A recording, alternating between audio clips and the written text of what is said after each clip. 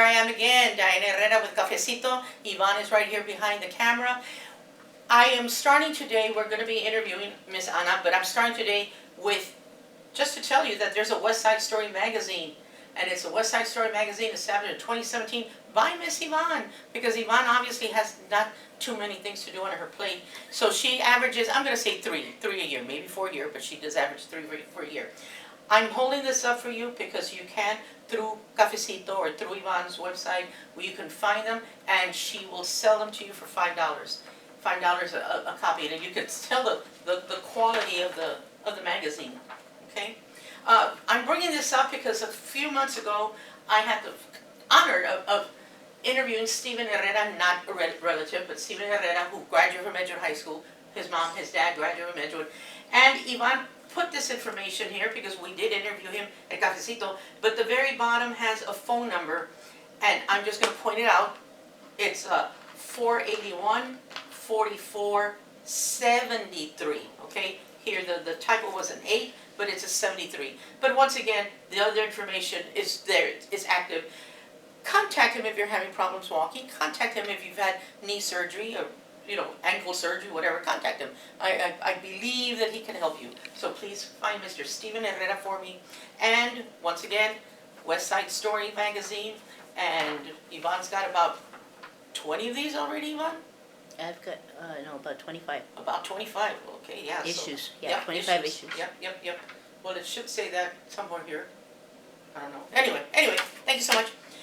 Today I am interviewing Miss Ana Solis.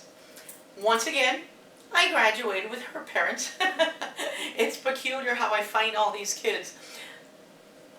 I asked her some time ago to interview, but she was working full-time. Now she's still working full-time, but she can at least adjust her schedule. Yeah. So Ana, tell us the schools that you attended here in Edgewood. We'll start with that. Okay, well, I actually came into the Edgewood district when I was about 12. I went to Stafford Elementary, 6th grade. Mr. Cunningham was my homeroom teacher. Oh my God, I remember him. Yes, he was awesome. Wonderful. And then from there I attended E.T. Wren. And I actually had started music really like 4th, 5th grade, but I was at the north side at the time. So I joined the middle school band, playing the flute. And what I really wanted was choir because music has always been my first love. After Wren, I went to Edgewood, but I started marching with the Edgewood Marching Band about 8th grade. And I continued it, and once I was able to get into high school, we actually started a choir. And so my choir director was Mrs. Chapa, and I actually got into UIL contests with her.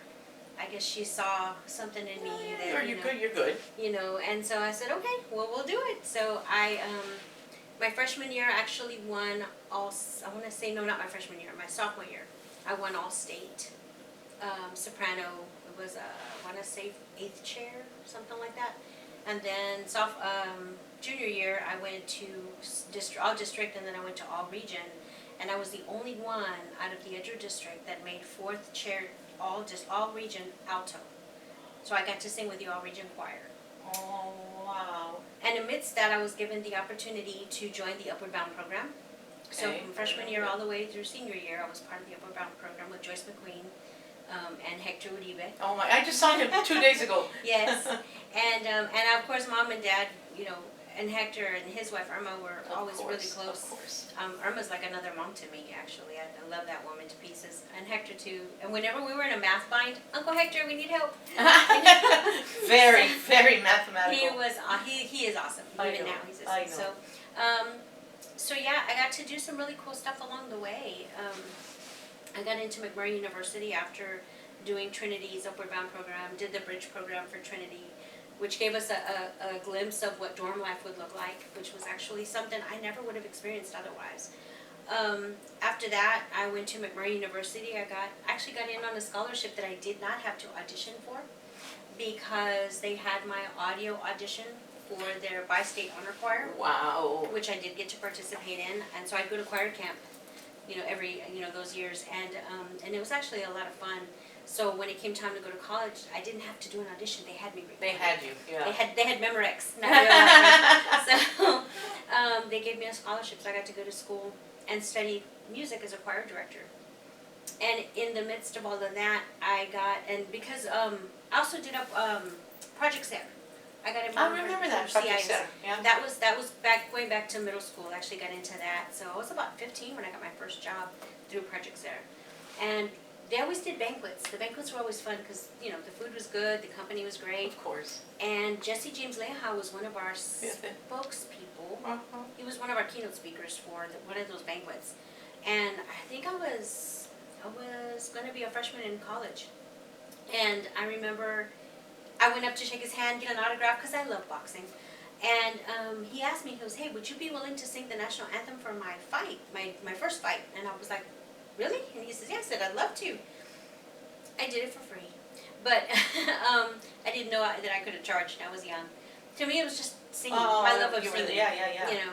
And so I get a call from his manager because he says, my people will call your people. I said, I don't have people. I don't have people. I'm coming. I stand alone. Yeah, so then, sure enough, his manager called me and said, well, we got Emilio Navarre to sing. And I said, oh, okay, no problem. You know, thanks for the opportunity. Well, to make a long story short, Emilio had God rest his soul, had something to do, some Tejano thing in Las Vegas, so I get another phone call. And he says, well, it turns out we're going to need you after all from the manager. I said, really? And he says, yeah. He says, so I'm going to get you 2 tickets. I said, make it 3, we got a deal. That's right. He goes, 3? I said, yes, because, you know, my boyfriend, I had a guy I was seeing at the time, you know, I said, my boyfriend loves boxing, so he said, well, I can only get you 2. I said, well, and I guess you'll be singing on that platform. And he was like, okay. He goes, okay, just I'll leave you 3 tickets in the front. And I was like, okay, thank you, we'll see you then. You know, so I went and I actually got to sing the national anthem for the Jesse Leila James. fight. Yes, Now, you've done that again, though, haven't you? I did get to do it for the Golden Gloves. For the Golden Gloves. Yeah. Okay, because I remember you did it again. Yes, Rick, oh my gosh, I know the last name is not coming to me, but he's a classmate of mine, and he coaches the boxing. Also graduated '92 with me, and his sister was graduated before us, and she was in cheerleading and stuff like that. She was just super cute. And then I also got to do during high school before I got to college, I got to sing with on Sábado Gigante. Really? Yes. Sábado Gigante, I remember that. I did an audition. My mother dragged me. She was like, go do this. There's scouts, talent scouts. Go in. I was like, Mom, I didn't have a karaoke thing, so I had to sing over the voice of the recording. So I had to be loud. Well, yeah. Sure enough, they called me. 8 times they called me because they couldn't get me. I was even busy then. And they said, well, if I had to have it answer the phone. And they said, well, this was the last time we were going to call you. We were going to get another candidate. I said, no, I'm interested. I want to go. They flew us round trip, paid for the hotel. We stayed at the Omni. We even got money to spend. We didn't spend a dime. Yeah. The perks. I felt like a superstar. I felt like I was like an artist, like a real, like, you know, Janet Jackson or something. You know, I was like, well, or like Gloria Estefan, you know. Did anyone record that for you back then? It actually aired in every Spanish-speaking country and this one in the world. We recorded in June and it aired in August. I think my dad has it on VHS. I think so. I believe he told me he does. We had it on VHS, but I think somebody recorded over it. Of course that happens. And I'm all over YouTube looking for the episode. I cannot for the life of me find it. Yeah, you would have to Google it. Well, we just got through talking about Sábado Gigante, and that it was seen all over the world, so I think that's impressive. It was fun. The boxing matches, I've also known that you sing every single year, or past few years, for the Edgewood Veterans. Yes. Is that Memorial Day, the end of May? Yes. Okay, tell me about that. Oh my gosh, that's so much fun. That's hard. It is. It is hard, because I think of all the people that sacrificed, and it's not just our servicemen and women that sacrifice, it's the families. The whole family, yeah. The families, it affects everybody. Yeah. And so, to me, it's a high honor to be able to go and share my gift of song in dedication to the people who fought for the freedoms this country is gifted. And I feel that's so taken for granted. And so I think about the families and the loved ones of the people that they hugged that last time that couldn't get those people back. And it just... That's very hard for me to go to. Yeah. I've been to 3 of them in my entire life, and it takes its toll on me. And I thank God my uncles and my dad did come home. Yeah. You know, because I think Yeah. it was my Uncle Pete that Pete. was who went to Vietnam. My Uncle Jesse went to Okinawa. My dad went to Korea. You know, and they all made it back. You know, Yeah. and I'm grateful because there was actually my dad had a near-death experience. He was a helicopter mechanic, and he did a test flight, and he fell asleep in the helicopter, and the helicopter turned, and if you hadn't been seatbelted in, he would have fallen out of that, and there would be no me. That's So I'm grateful that he was buckled, but I'm sure he got the bejesus scared. We're not talking about him anymore. Give me some information on the jobs, even if you were in high school, even if you were college, jobs that you had, just jobs. My first job was training at the old Edgewood Middle School. What is the name Couples. of it? Yes. On couples. Perales, I think it is. Perales. And so I actually I learned my customer service training there before they cut us loose, and I got to work at the Guadalupe Community Center. I worked for HUD Homes downtown. After that, I wound up at Upward Bound, so I was getting an education, I was getting a stipend, and I was getting paid from Project Sayer. So I was like, hey, Yeah. win-win-win all the way. And then after that, I got jobs working the front desk at the dorm at the college I was attending, McMurray University in Abilene. And that's where I met, you know, the first husband.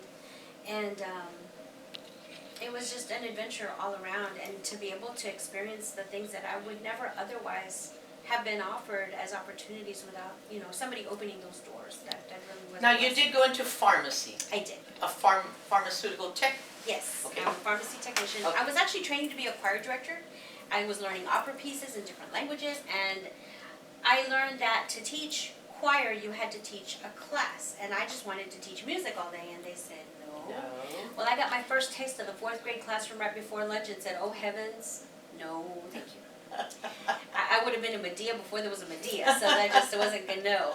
So I said, no, this is not for me. And so I was gonna finish the education because I knew I wanted to teach something, I just didn't know what. What? Well, marriage on the brain, I didn't get to finish college, which is not to say that I still can't do that, but, you know, life went forward. And I wound up needing a job. My sister, Rosie, was dating a technician. We were talking I'm about sorry. jobs, and you said you had another job you were going to talk to me about, and I think you were going to go into the pharmaceutical. Right. Okay. So, yeah, my sister was like, you need a job. And I said, but I don't want to work there. So I went and did the interview. I got a job as a clerk. And I was blister packing for the nursing homes and taking refill phone calls for refill authorizations and, you know, patients calling in saying, I need a refill. So I was learning how to do that. Before I knew it, I moved to Abilene. I got certified, took my test, national certification, and I became a certified pharmacy technician in 1999. And I mean, the rest was history. So after doing retail, hospital, long-term care facilities, working for nursing homes, mail order pharmacy, I pretty much have done a lot of different things. I got into education, and I just thought, what am I going to teach them, you know? And at the time I was married, and my ex-husband said, well, teach them what you know. That's right. And I was only 5 years into the field at the time, so I was still pretty new. So I told my students, I learn as you learn, and we'll learn together. That's right. And it really was, it was a great experience. I spent 4 years at what was called NIT, that became Everest Institute. From there I went to San Antonio College of Medical and Dental, and it became Kaplan University, so I got to teach there. In between, I worked retail pharmacies when I found myself between positions. After that, Southern Careers on the south side. And now I am I went to Southwest School of Business and Technical Careers, also on the south side. You've been to more classes and schools. Right across the street. Actually, Gee. it's kind of funny. And now I currently teach at for a company called Cal Regional, and they are partnered with the Northeast Independent School District. Okay. So they do have sponsored students, all adults. Some that see English as their second language. And thankfully, I am so grateful, there are no communication barriers. Everybody is pretty good about understanding what our concepts are. I teach them drug dosages, calculations, how to figure out the pharmacy math, the top 200 most widely prescribed drugs. Today we actually learned how to draw fluid from an injectable vial into a syringe. Okay. So I'm teaching them a little bit of hospital, retail, long-term care, because I mean, there's so much more to pharmacy. People think pharmacy, they Well, think you go into, but then retail. there's so many areas. yes. Yeah. And it's not just retail. There's so much more to it. I mean, there's even specialty pharmacies. There's things specialty for the heart, the glands. What else am I thinking? Cancer. I mean, there's just so many places where people can work. And now we have work from home positions, which is Also. not something we had before. Yeah. You know, when I first got started, all those years ago, our options were retail pharmacy or hospital, and now we do so much more than that. We can even work in veterinary clinics now. Oh yeah, they deal with medication. Yeah. And we are governed by the Texas State Board of Pharmacy, so I do have a registration number. And of course, in the midst of my teaching, I also acquired an IV certification, so I am licensed to compound IV medications at the hospital level. And as well as making creams, ointments, I can punch capsules. As long as I've got a recipe, I can make a medication. Wow, very interesting, very interesting. ¿Qué tal vez? Yes. Okay, we're going to start buying our drugs. And I say that, that's okay. Joking. Children, how many kids? I have two. You have two. Yes. Girls, two girls. Girls, How, yes. how old are the girls now? 23 and 15. Oh my God, I remember when they were new babies. New Oh, babies, yeah. gee, you're old. I know. Give me, because you're talking about the pharmaceutical tech, give me the name, even if you have to spell it, or mira, even if you have to spell it, and then give me a phone number. Oh. If somebody's interested Yes. in doing what you're doing. Absolutely. It is Cal Regional, State CAL. CAL, capital letters. Oh. Regional. Mm-hmm. Oh my God, this is terrible.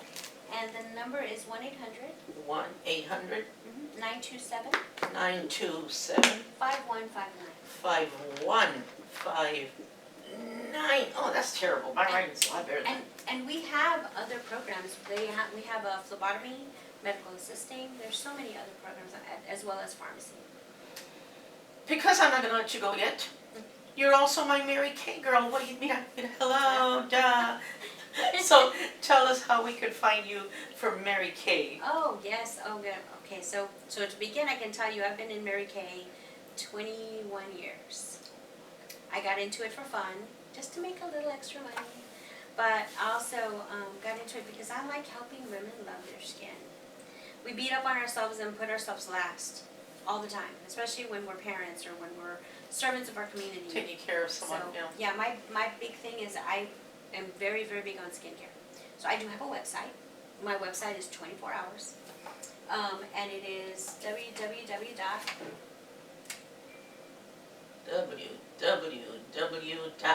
marykay.com. Oy. K. This is terrible. .com. You want me to take over from this side? Yeah. Let's see. / Ah, A Solis 1. number 1. Mm-hmm. Okay. Good. And my number, I have a cell phone number, Okay. and you can reach me there too, is 210 325 4832. 4832. Mm-hmm. Good. And normally I wouldn't complain to put this on the show because that looks like a third grader wrote it. Hey, look at my arm, I'm writing backwards, come on, give me a break here. And It I'm looks a- terrible. I'm a No, I lefty, so didn't. it'll always look like a third I know, grader. and you're a lefty and I'm a lefty, come on, man. telling you. Work with us here, Yvonne. But yeah, so my website works even when I'm not working. But, and I don't charge for facials because that's just something we don't do. We don't charge for facials. And we do not step on other Mary Kay people's customers. We're very big on the golden rule, which is treat people the way you want to be treated. So my daughters have grown up in that very pink bubble their entire lives. That's right. And I think that having that kind of positivity makes a difference. Of course. You know, because my whole goal is just to make sure they grow up to be good people and to help people. And I mean, that's my other thing is to make sure that we're good, we help others, and that you look beautiful and that you Oh love my your God, skin. oh wow. Because you only get this one skin in your lifetime. You know, if you don't take care of it, then what? And Mary Kay has some really great foundations. There is the Mary Kay Ash Foundation, which donates millions upon millions to Johns Hopkins and other cancer research centers because we're looking to find a cure for cancer. They also build schools and battered women's shelters on the same campus for women that are suffering domestic violence. This is a big topic, especially because it's happening so much and even so much more during COVID. So for people that want to get out of that situation because of love, of course love should never hurt, there are programs where women can actually call the company and find out locations to where they can go for safety and for protection. And It's these, interesting. I never knew Yeah. that about Mary Kay. yeah, they actually help women get out of that situation. They also are partnered with the Arbor Foundation. They plant trees all over the world. In fact, the millionth tree is built in front of the home office. Really? Yeah. So yes. So they just opened a couple of years ago a big research and development building. It's about, I want to say, 2 or 3 football fields wide. It is huge. I got to tour it. And that's located in what town? It's in the Dallas area. Oh, in the Dallas area. Okay. Yeah, because Mary Kay was from that area. So yeah, it was pretty neat. And the fact that she died from breast cancer was the reason why she started that Yeah. foundation. I remember when she died. I And she was remember that being- diagnosed. Yeah. Yes. Anything else, Anna, that you have thought about? You said, I gotta bring that up. We already got the Cal Regioning, we already got the Mary Kay, we've already talked about everything you've done, we've already talked about your singing.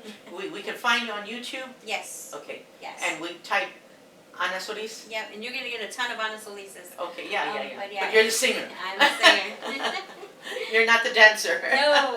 I mean, I do dance, but no. Oh, yeah. No. But yes, I mean, it's just, I've spent most of my lifetime just working in service of other people because I guess that's my love language. Yeah, of course. helping people, Yeah, you know. of course. And I mean, being raised in this area, that was the other thing we were talking about was Grandma and Grandpa and how they built our foundation. St. Gabriel's Church. Well, your grandma was the ground opener for St. Gabriel's yes. Church My grandmother on grandpa, 39th. 39th Street, yes, they actually put shovel to dirt to build that church. I remember, yeah. I They remember. were there. My other grandmother, my paternal grandmother, Josefina Cantu, was also there when that happened. They have a picture of all of them. in that Oh picture. my Yes, goodness. yes. My grandmother, my Mama Maria has a picture somewhere there. But I mean, they were very grounded and rooted in faith and music and food and just being united. You know, so I thought, wow. So I am who I am because of them. Because of them. My mother, my mother graduated 69 with you. And I mean, if somebody asked me who my hero was, and I say it's her because she had an accident that could have killed her when I was like 12, 13 years old. You're a kid. Her strength and her perseverance, is what taught us how to not be quitters. Because we all have moments where we feel defeated and we just want to throw our hands up in the air and say, I'm done. But yet you look at your children and they're looking at you and it's like, I can't be done. I used to tell my 2 children when they were little, does Mama say ugly words? Because I wouldn't even say the word shut up nor stupid. Yeah. Does Mama say ugly words? No, just Grandma, right, Mom? Just Grandma. Oh, yeah, Grandma says ugly words. Yeah. See, and my grandma wasn't the one that said bad words. It was, My mother was raised with pura gente malicienta. Oh my gosh, yeah. But yeah, and I mean, it's just, it's neat to have those roots. Yeah. And where I learned to read and write and speak Spanish was in my home. Sure. Singing gospel songs for a church is Yeah. where I learned how to read and write in Spanish. Yeah. So, and I'm trying to teach my daughter so that we don't lose that because Correct. having our freedom of speech and being able to speak a different language and being able to love and enjoy our culture and share the beauty of it with other people, to me, is just a big blessing. Well, Anna, I want to thank you so very much. Yvonne, you usually have something in the back of your Yes, I head. do. Okay, yes, I do. Because I have asked you to sing at several of my functions and so forth. I wanted to ask you to sing the national anthem. I'm sorry. Oh, okay. The national anthem, and those are your typical requests. Yeah. Can they make like a special request? Sure. If they wanted to have you sing something else? Yes, absolutely. Okay. And also, is there a site, or they just need to call you? Just call or text me. Call That's or how we text can you. find her. Call or text Okay. me. It's the best way to do it. Absolutely. Anna, it's been a pleasure, Mamacita. Oh, I'm so it's glad. been I've an known you all honor. your life, so it's been a pleasure even Yes. talking to you, Mamacita. Thank you. Love you, It is Mamita. my honor, and I appreciate you working around my crazy schedule. Well, that's fine. That's fine. Already. That's how we do it. Yes, Yvonne, thank you so thank you Thank so much. Thank you, Anna, for being here. Oh, it was my pleasure. Thank you for having me, you guys. Of course, of It's been course. great.